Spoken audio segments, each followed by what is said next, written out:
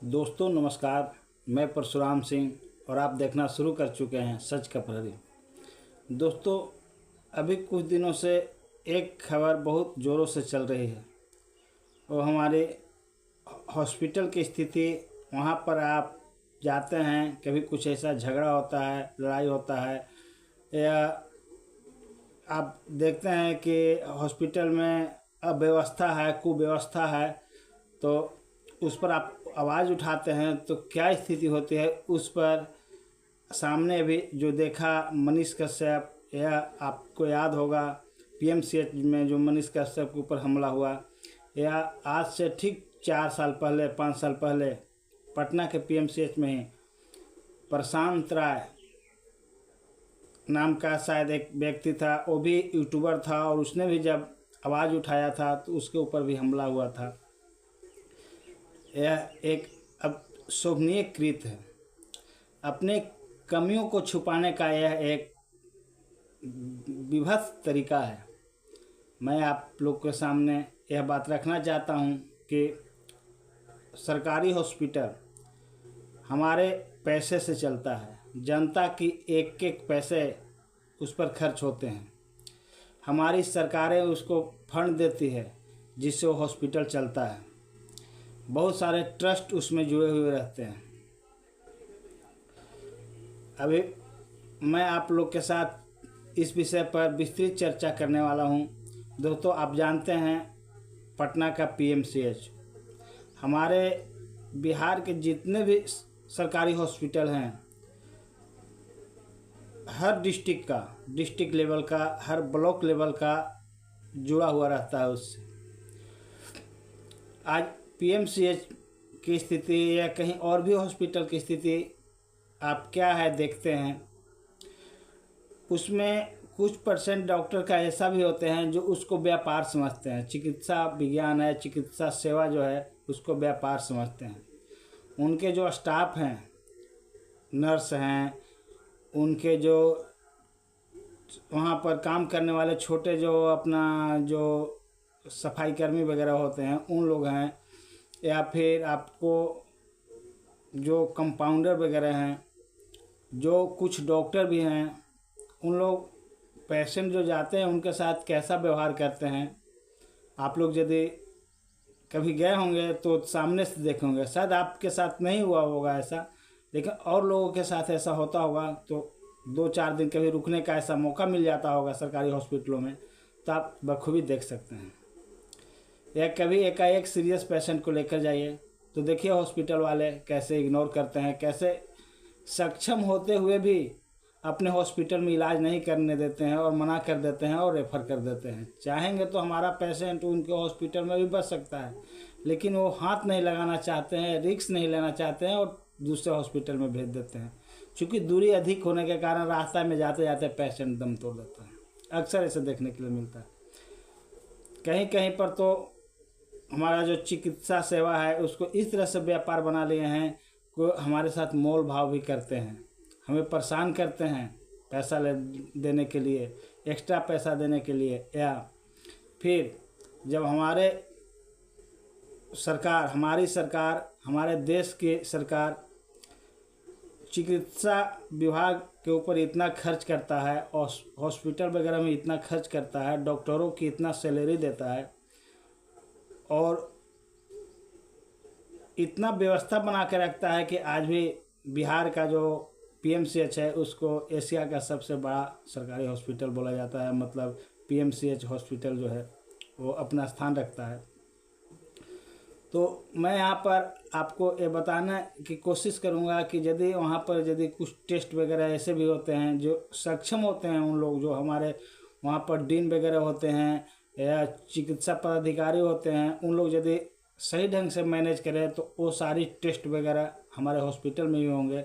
बहुत सारे हॉस्पिटल में ऐसा होता है, सरकारी हॉस्पिटलों में कोई इलाज तो करते हैं लेकिन टेस्ट और दवाइयाँ बाहर से लिख देते हैं।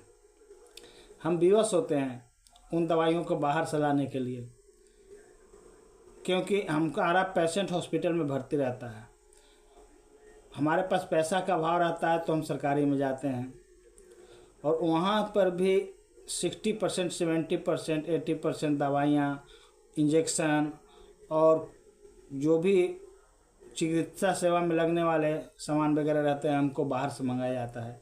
उसको हमको गाढ़ी कमाई न रहते हुए भी, पैसा नहीं रहते हुए भी किसी से कर्ज लेकर देना पड़ता है, लेना पड़ता है। और यदि हमें पैसा का अभाव है, पैसा नहीं है, तो वहाँ पर हमको इग्नोर भी किया जाता है, हमको पीछे भी छोड़ दिया जाता है और पेशेंट की जान चली जाती है। हमारी सरकार चिकित्सा के क्षेत्र में कितना सुविधा दे रही है। अभी देखिए, आप जाइएगा किसी हॉस्पिटल में तो कितना खर्च होता है, उसका जब लेखा जोखा यदि जो आरटीओ है, जो अपना जानकारी का जो पोर्टल है, उस पर आप सर्च कीजिएगा, उनसे मांगिएगा तो पता चलेगा कि इस हॉस्पिटल, कोई भी डिस्ट्रिक्ट का या ब्लॉक स्तर का या अपना स्टेट लेवल का जो पीएमसीएच है, तो पता चलेगा कि इस पर सरकार, हमारी जो सरकार है, स्टेट सरकार, केंद्र सरकार कितने रुपया देती है खर्च करने के लिए, हम व्यवस्था बना के रखने के लिए। लेकिन नहीं हो पाता है। अक्सर आपने देखा होगा, कभी कभी ठेले पर डेड बॉडी ले जाते हुए, कभी बीमार आदमी को कंधे पर लेकर, उसका जो अपने होते हैं जो वहाँ इलाज करने के लिए जाते हैं, वो उनको लेकर घूमते रहते हैं, तपते रहते हैं, रिक्वेस्ट करते रहते हैं, रोते रहते हैं, गिड़गिड़ाते रहते हैं। कभी कभी तो ऐसा होता है कि आप लोग अक्सर देखा होगा, ज़मीन में लिटा कर और लोग अपने हाथ से बेना वगैरह उनको हिलाते रहते हैं, पेशेंट पड़ा रहता है।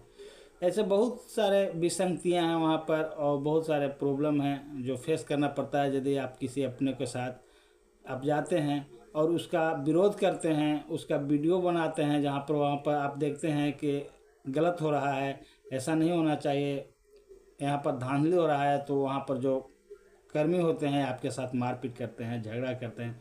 वही अपने सामने जो देखा मनीष कश्यप के साथ हुआ। वहाँ अव्यवस्था रहेगा। हम सामाजिक कार्यकर्ता हैं, हम आवाज़ उठाएंगे ही उठाएंगे। हम यदि आवाज़ नहीं उठाएंगे तो वो पेशेंट क्या आवाज़ उठाएगा जो अपनों की जान की भीख मांगने के लिए रो रहा है, गिड़गिड़ा रहा है। उसको ट्रांसफ़र कर दिया जाता है, उसको रेफर कर दिया जाता है, उनका ऑपरेशन नहीं किया जाता है, सक्षम होते हुए भी दूसरे हॉस्पिटल में भेज देते हैं। लेकिन वही डॉक्टर अपना प्राइवेट क्लिनिक खोल कर बैठे रहते हैं और इलाज करते हैं। एक सरकारी डॉक्टर प्राइवेट क्लिनिक खोलकर इलाज करता है, वो कैसे कर सकता है? आज चिकित्सा डिपार्टमेंट जो है, चिकित्सा जो है सेवा है, हॉस्पिटल का जो डॉक्टरों की सेवा है, उसमें से कुछ % डॉक्टर ऐसे हैं जो उसको व्यापार समझ गए हैं।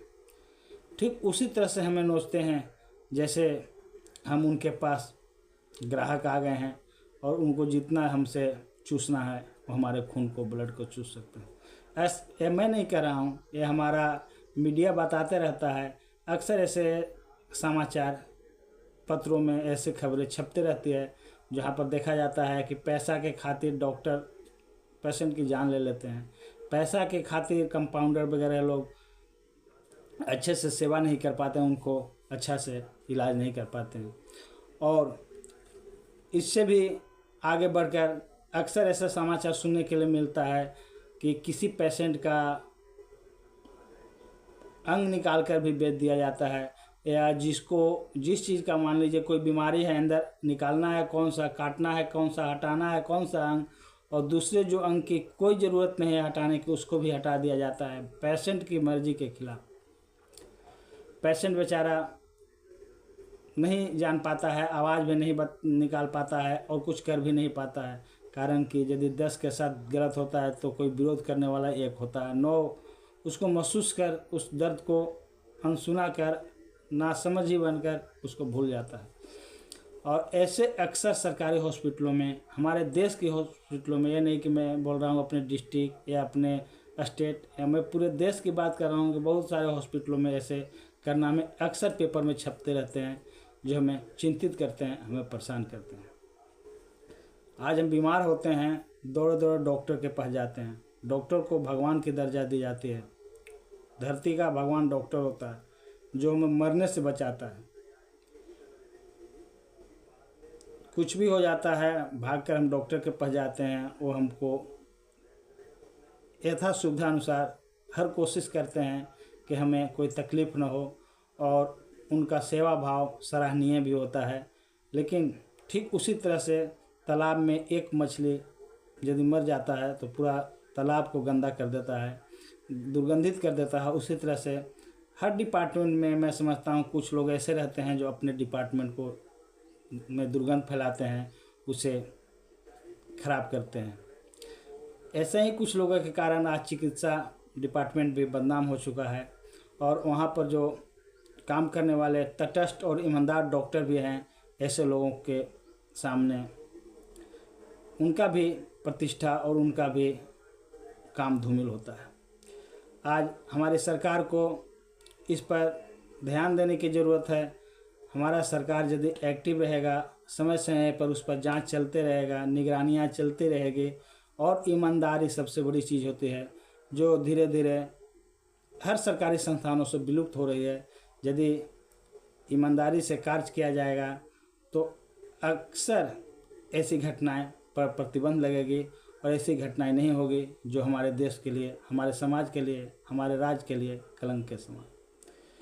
दूसरी तरफ हमें भी ध्यान देना है, डॉक्टर का पद प्रतिष्ठापूर्ण पद होता है, हमें उन्हें पूर्ण सम्मान देना है, हमें आदर देना है, और उन लोग भी हमारे ऊपर बहुत ध्यान रखते हैं, पेशेंट के ऊपर बहुत ध्यान रखते हैं। यदि आप जाते हैं तो आप देखते होंगे एक एक सिस्टर लोग 24-24 घंटा, 48-48 घंटा, 36 घंटा लगातार काम करते रहते हैं। घर से टिफ़िन आता है उनको, या घर से वो टिफ़िन लेकर जाते हैं और फिर 36 घंटे के बाद अपने रूम पर जाते हैं।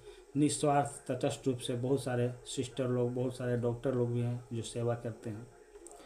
तो आज हमें ज़रूरत है आपस में सामंजस्य बैठाकर प्रशासन को इस पर ध्यान देने की, और अच्छा से डॉक्टरों को भी चाहिए कार्य करें ताकि किसी भी पेशेंट को इतना तकलीफ़ नहीं हो, वो ऐसे कदम बढ़ाएं जो चिकित्सा जगत के लिए और समाज के लिए अच्छा नहीं है।